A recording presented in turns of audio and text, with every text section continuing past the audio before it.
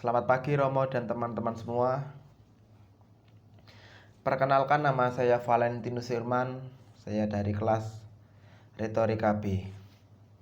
Pada pagi hari ini kita akan membahas mengenai isi dari kitab Amsal.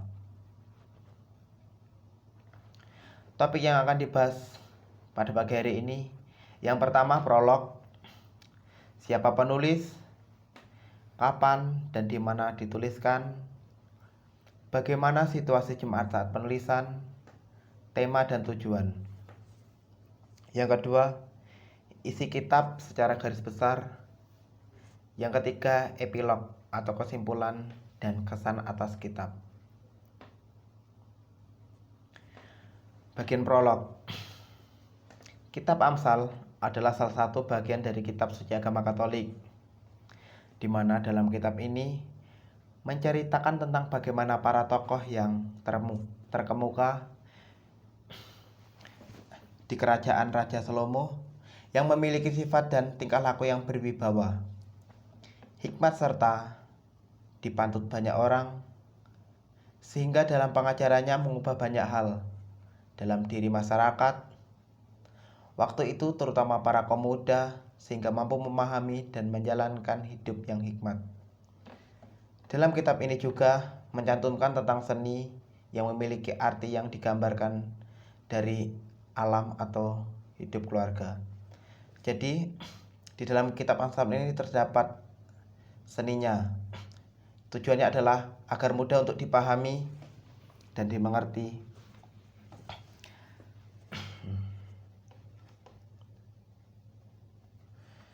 Selanjutnya adalah penulisan kitab Amsal. Yang pertama adalah Raja Salomo sendiri pada Amsal bab 10 ayat 1 dan Amsal 25 ayat 1. Yang kedua, orang-orang bijak pada Amsal yang dituliskan pada Amsal 22 ayat 17. Yang ketiga, Agur bin Yake pada Amsal 30 ayat 1. Yang keempat, Lamuel pada Amsal 31 ayat 1. Kitab ini ditulis atau dibuat pada tahun 1008. Saat penulisan kitab ini, kondisi atau situasi masyarakat masih berada dalam situasi kerajaan di bawah pemerintahan Raja Salomo yang bijaksana. Tema yang dibahas dalam kitab ini yaitu menceritakan tentang nasihat yang baik yang diajarkan kepada kaum muda agar kaum muda bisa hidup dengan baik. Tujuan penulisan kitab yaitu yang pertama adalah mengetahui hikmat dan pengajaran. Yang kedua, untuk menerima didikan, untuk bertindak bijaksana dalam kebenaran, keadilan dan kejujuran.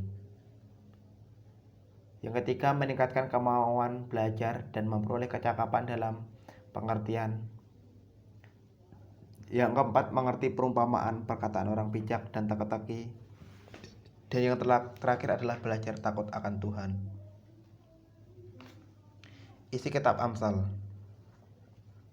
Secara garis besar, isi dari kitab Amsal adalah tentang peristiwa-peristiwa aktual dari sejarah Ibrani yang di dalamnya hampir tidak memainkan peran dalam kitab Amsal.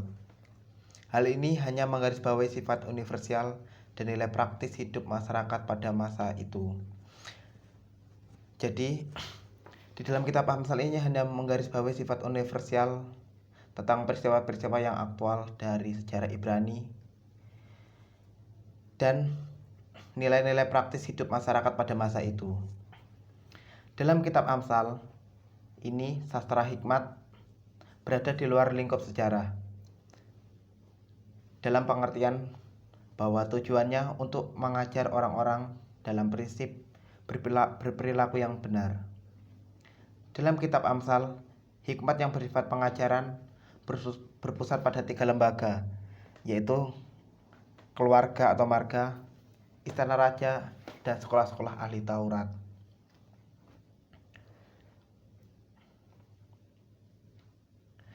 Epilog atau kesimpulan. Setelah saya baca dan pahami dengan baik tentang isi kitab Amsal ini, begitu banyak hal baru yang sangat menarik dan bisa saya dapatkan, mulai dari pengalaman hidup sehari-hari orang pada masa itu yang luar biasa penuh hikmat, sampai pada pengalaman rohani mereka yang luar biasa kepada Allah.